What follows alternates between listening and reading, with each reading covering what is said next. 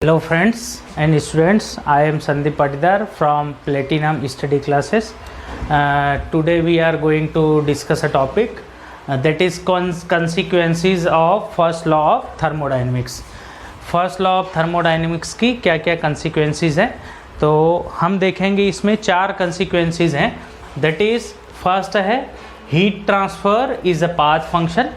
Heat transfer path function है, ये आपको प्रूव करना है. Second one is energy is a property. Energy is a property. Energy is a property है ना, इसके साथ ये नहीं है, ये इतना है. ठीक है, energy is a property. First है heat transfer is a path function, prove करना है. सेकेंड प्रूव करना है कि energy is a property. Third आपको प्रूव करना है energy of an isolated system is always constant. And fourth आपको प्रूव करना है कि PMM1 इज इम्पॉसिबल. PMM1 क्या है? PMM1 का फुल फॉर्म जो है वो है perpetual motion machine of first kind, है ना. तो ये आपको प्रूव करना है. तो सबसे पहले स्टार्ट करते हैं heat transfer is a path function. आपको प्रूव करना है कि हीट ट्रांसफ़र जो होता है वो पाथ फंक्शन है. हमने पहले भी जो है किसी एक लेक्चर में ये प्रूव किया था कि heat work transfer is a path function, heat transfer is a path function. तो कैसे किया था वहाँ से भी आप उस लेक्चर को फॉलो कर सकते हैं. बाकी यहाँ पर मैं एक बार प्रूव करके दिखाता हूँ. कंसिक्वेंसेस है जिसमें से 2, 3 एंड 4 ये यहाँ से लेकर के ये जो पार्ट है आपका, इसको बोलते हैं corollary of first law of thermodynamics. इसको बोलते हैं corollaries of first law of thermodynamics. जैसे ये तो कंसिक्वेंसेस है चार में से जो लास्ट की 3 हैं इनको हम बोलते हैं corollaries of first law of thermodynamics. Corollary का मीनिंग क्या है? कोरोलरी का मीनिंग है आइडिया और facts that directly comes from first law of thermodynamics. इसका मतलब है idea comes from first law. ठीक है, इधर स्टार्ट करते हैं कोरोलरी. कभी आपकी मेन एग्जाम में ऐसा क्वेश्चन आ जाता है कि prove the corollaries of first law of thermodynamics. तो उस केस में आपको पता होना चाहिए कि ये 3 कोरोलरीज है. जनरली आता है तो ऐसे आता है कि prove that heat transfer is a path function. और 2 नंबर का सबसे इंपॉर्टेंट क्वेश्चन है कि एक्सप्लेन PMM1. कभी कभी आ जाता है कि explain why PMM1 is impossible. कुछ इस तरीके के क्वेश्चन आते हैं. कभी ऐसे आ जाए कि कोरोलरीज को प्रूव करिए, तो आपको ये 3 चीज़ें प्रूव करना है. पहला स्टार्ट करते हैं हम heat transfer is a path function. पहले हम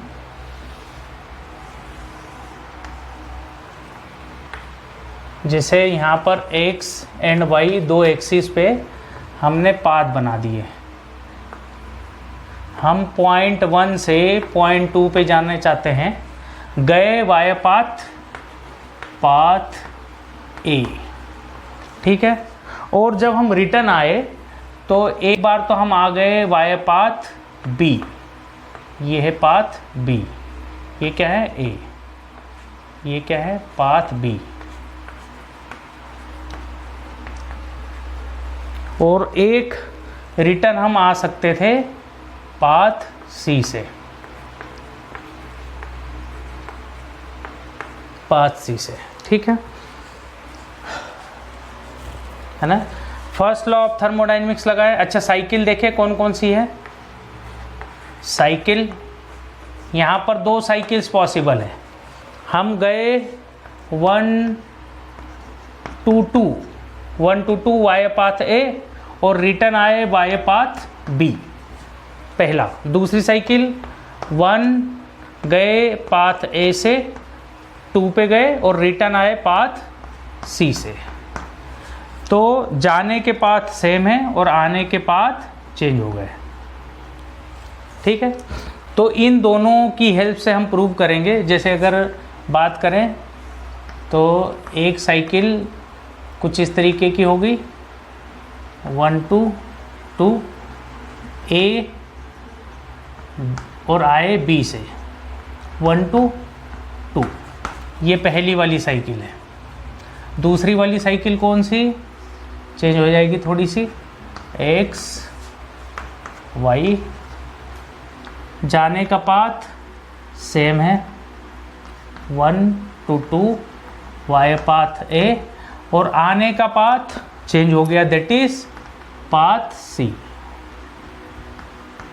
पाथ सी। अब आप देख सकते हैं कि दोनों के एरिया में डिफरेंस है ना, दोनों के एरिया में डिफरेंस है। साइकिल ये है साइकिल 2, है ना। लगा दे from first law of thermodynamics for cycle, है ना। We know that first law of cycle, कौन सी साइकिल पे, 1A 2B1, इस पे अप्लाई करें। हमने लास्ट लेक्चर में पढ़ा है first law of thermodynamics for cycle and first law of thermodynamics for process. Cycle के लिए क्या है first law of thermodynamics for cycle, that is summation W equals to summation Q, summation W equals to summation Q, values रखेंगे। अच्छा, यहाँ पर देखें हम, जैसे पाथ है के रिस्पेक्ट में क्या होगा, D W 1 to 2 by path A, D Q 1 to 2 by path A, है ना। जाने का रिटर्न पूरी साइकिल का देखना है, तो हम देखेंगे D cross W, D W 1A2 1 to 2 by path A, plus आए हम किस पाथ से, किस साइकिल के लिए आपको देखना है, इसके लिए अप्लाई करना है ना। तो हम यहाँ पर अप्लाई कर रहे हैं, अब ये अप्लाई कर देते हैं। डी क्रॉस डब्ल्यू आए किस पाथ से, 2 से 1 वाई पाथ बी, 2B1, ये तो था cycle 1A 2B1, and that will be equals to heat summation of heat transfer dq 1A2 plus dq 2B1, and this is equation 1। इसको आपने क्या कह दिया, इक्वेशन 1। अब इसको मैं आगे प्रोसीड करता हूँ, इसको इरेज कर देता हूँ, है ना। समझ में आ गया होगा। कॉन्सिक्वेंसेस जो हम पढ़ रहे हैं वो 4 है। Heat transfer is a path function, prove करना है। Energy is a property, prove करना है। Energy of an isolated system is always constant, prove करना है। Perpetual motion machine of first kind is impossible, इसको प्रूव करना है। जिसमें से लास्ट के 3 जो कॉन्सिक्वेंसेस हैं इनको कोरोलरीज बोलते हैं। कोरोलरीज का मतलब है आइडिया और facts that directly comes from first law. ठीक है, इसको इरेज कर देता हूँ। तो यहाँ मैंने इरेज कर दिया है, तो इसको कंटिन्यू करते हैं, है ना। Apply it on cycle, first cycle पे अप्लाई कर दिया। Now apply first law of thermodynamics, first law of thermodynamics on cycle 1A2, return आए वाई पाथ C1, है ना। इस पे अप्लाई आपको कर देना है। अप्लाई करें, summation W equals to summation Q, ये आपको वैल्यूज़ रखना है। So D cross W, cycle कौन सी है, 1 to 2 by path A, 2 to 1 by path C। तो 1A2 plus DW, D through line मतलब D cross W, 2C1, that is equals to D cross Q heat transfer 1A2 plus heat transfer 2C1, है ना। यहाँ पर देखिए heat transfer by path C, return आ रहा है via path C, work transfer heat transfer. This is equation 2। अब आप क्या करें, इक्वेशन 1 माइनस इक्वेशन 2 कर दें। Equation 1 minus equation 2, equation 1 minus 2 करें। 1 और 2 को जब सब्ट्रैक्ट करोगे तो W1A2 माइनस W1A2 ये कैंसिल आउट हो जाएगा। बचेगा क्या आपके पास, DW2B1 minus DW2C1 and that is equals to, heat transfer में भी देखिए ये वैल्यूज सेम है, ये वैल्यूज और ये वैल्यूज यहाँ की दोनों वैल्यूज के से सेम है, तो ये तो कैंसिल आउट हो गई। लेफ्ट हैंड साइड की ये वैल्यू सब्ट्रैक्ट हो गई, राइट हैंड साइड की ये वैल्यू और ये वैल्यू सब्ट्रैक्ट हो जाएगी। DQ2B1 minus DQ2C1। देखिए सब्ट्रैक्ट करने के बाद इक्वेशन 1 माइनस 2 को सब्ट्रैक्ट करने के बाद हमें जो है ये वाली इक्वेशन मिल गई है ना। इक्वेशन 1 माइनस इक्वेशन 2 को सब्ट्रैक्ट करने पर ये हमें इक्वेशन मिल गई, that is equation 3, that is equation 3। अब हमें ये प्रूव करना है कि वर्क W B और C और हीट ट्रांसफ़र B और C, आपको क्या प्रूव करना है कि heat transfer is a path function. Path function का मतलब क्या है कि जिसका पाथ जितना ज़्यादा होगा उसका एरिया उतना ही ज़्यादा होगा। जैसे मान लो कि ये दो डायग्राम में बनाऊं तो पाथ B है, दिस इज़ पाथ B, तो इसका जो एरिया होगा दिस इज़ द एरिया। अच्छा, ये अगर मैं दूसरा एक डायग्राम बनाता हूँ जिसमें ये पाथ C है, suppose this is path C, 2 to 1, this is path C। इसका एरिया देखोगे तो इसका एरिया कम होगा, इसका एरिया कम होगा, है ना। Area B will be greater than area of C, और जिसका एरिया ज़्यादा होगा उसका वर्क डन ज़्यादा होगा। So work done of B will be greater than work done of C, है ना। ये एक एडिशनल चीज़ मैंने आपको यहाँ पर बताई है, कुछ समझाने की कोशिश करी है। क्या कि work is directly proportional to area under the curve, जिसका कर्वेचर या एरिया जिसका ज़्यादा होगा, कर्वेचर नहीं, जिसका एरिया ज़्यादा होगा उसका वर्क डन ज़्यादा होगा। आप देख सकते हैं 2 से 1 में पाथ B का जो एरिया है, ये पाथ B है, B का एरिया ज़्यादा है इसलिए वर्क डन B का ज़्यादा है।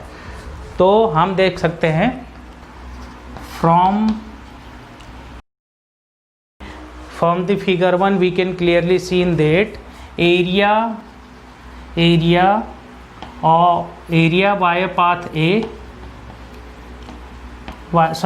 via path B is greater than area via path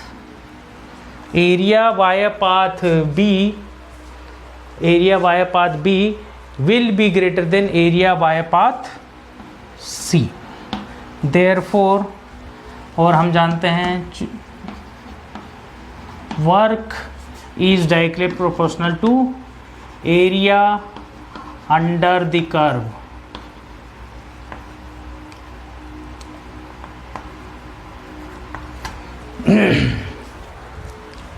We know that work done is directly proportional to area under the curve, and from figure 1 we can clearly see that area via path B will be greater than area via path C. Therefore therefore work via path B will be greater than work via path C। इसलिए work B मतलब W2B1 will be greater than W2C1। जब आप सोचिए कि B जब C के equal नहीं है, therefore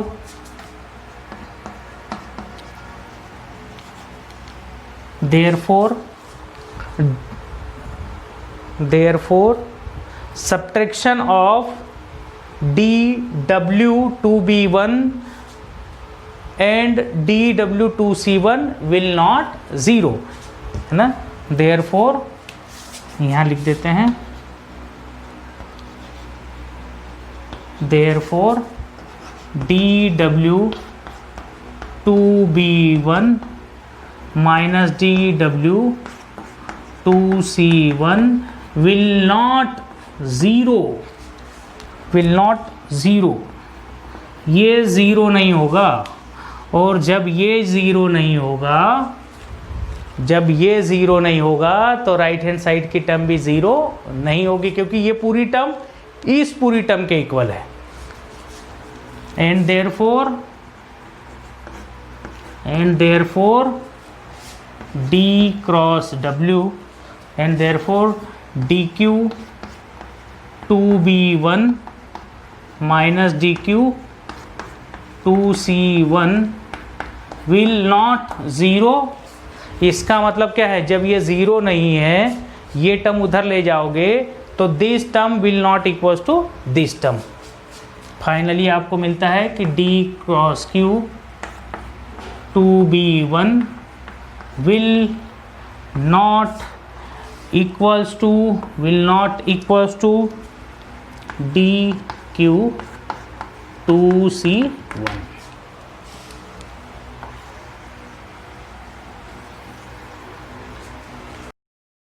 ओके, क्या प्रूव करना है कि heat transfer is different for different paths, therefore heat transfer is a path function, है ना। यहाँ से इसको मैं ऊपर ले जा करके लिख देता हूँ।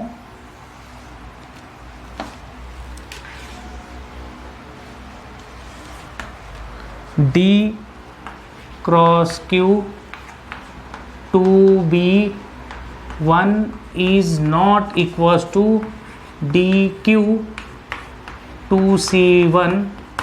ये आपको क्या इंडिकेट करता है, indicates that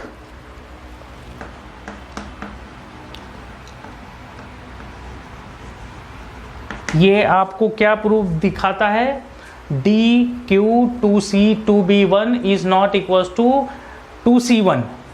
It indicates that heat transfer is different for different paths, therefore heat transfer is a path function। अगर ये पॉइंट फंक्शन होता, है ना, या प्रॉपर्टी होती तो ये इक्वल साइन आता दोनों के बीच में, है ना। लिख देता हूँ इसको, इट इंडिकेट्स दैट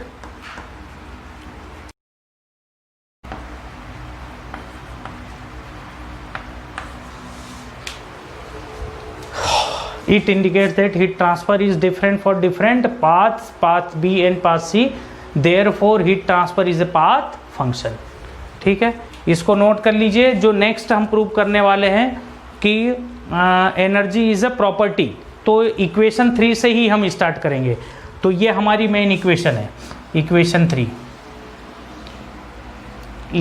3 जो है ये हमारी मेन इक्वेशन है। इसको आप नोट कर लीजिए, फिर जल्दी से इसको 10 मिनट में ख़त्म करा देंगे, है ना। देखिए, इससे पहले जो हमने टॉपिक कवर किया था वो था, प्रूव करना था कि heat transfer is a path function. Second corollary जो है वो है प्रूव करना है एनर्जी इज अ प्रॉपर्टी। तो जो प्रीवियस डेरिवेशन था उसमें इक्वेशन 3 तक बिल्कुल सेम डेरिवेशन है। ऐसे पाथ ए बी सी दिखा देना है। 2 साइकिल्स आपकी होंगी, 2 साइकिल्स होंगी, 2 साइकिल्स हैं। साइकिल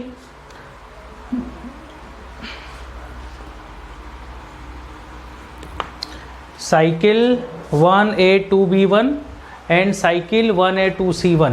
यहाँ से इक्वेशन 1 आ गई, यहाँ से इक्वेशन 2 आ गई। अब क्या करें, इक्वेशन 1 - 2 जैसे पहले किया था बिल्कुल वहीं 1 में से 2 को सब्ट्रैक्ट करेंगे। जो ब्लू कलर वाले सर्किल हैं वो तो कैंसिल आउट हो जाएंगे। इधर से बन गया आपका dW2B1 minus dW2C1 equals to dQ2C1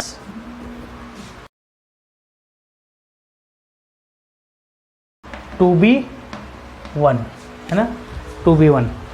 हम क्या करें, हमें ये पता है first law of thermodynamics for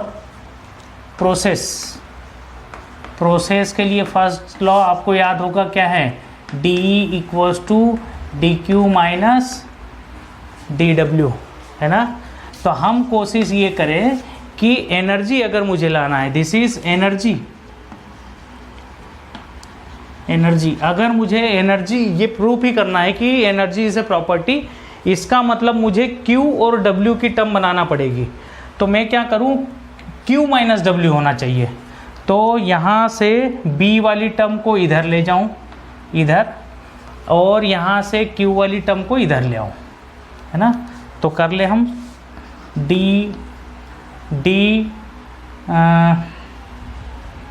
dQ2B1 minus DQ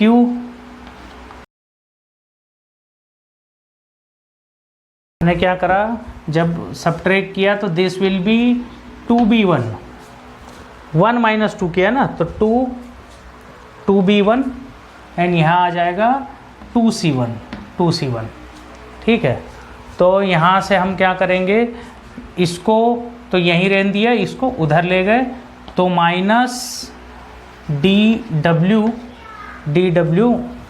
एक बार रिवाइज कराता हूँ। इसको हमने अपनी जगह रहने दिया, W को जब उधर ले जाएंगे तो ये हो जाएगा 2B1 and that is equals to Q को हम इधर लाए, ये W को उधर ले जाए एक ही बात है, Q को हम इधर लाएंगे तो क्या होगा, DQ2C1 माइनस DW2C1, ठीक है। फ्रॉम